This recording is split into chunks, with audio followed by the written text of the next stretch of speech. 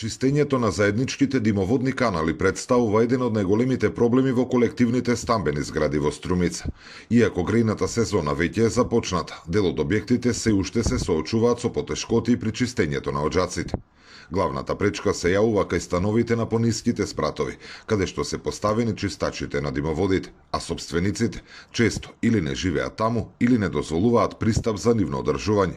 Овој проблем бил причина и за неколку представки испратени до инспекторатот за пожари во Струмица. Најголем проблем ни представуваат колективните стамбени згради, каде што имаме огромен број на собственици и од тие колективни стамбени згради каде што имаме пола и повеќе, каде што собствениците не живеат, туку се или иселени или живеат на други места. Досега имаме 6 пријави, односно представки, по сите е постапено, отидено е, значи делувано е превентивно со опомени и потоа сме известени дека димоводните канали се уредно исчистени со добиени записници од луѓето кои што ги чистели. Инспекторот за пожари предупредува дека чистењето на димоводните канали е законска обврска, а попречувањето на постапката представува кривично дело. Законска обврска е сите што имаме димоводни канали дома да си ги изчистиме заради наша безбедност и законски е доколку тоа не го направиме, значи следуваат и санкции, како од кривична одговорност заради загрозување на општата безбедност, така и прекршен налог во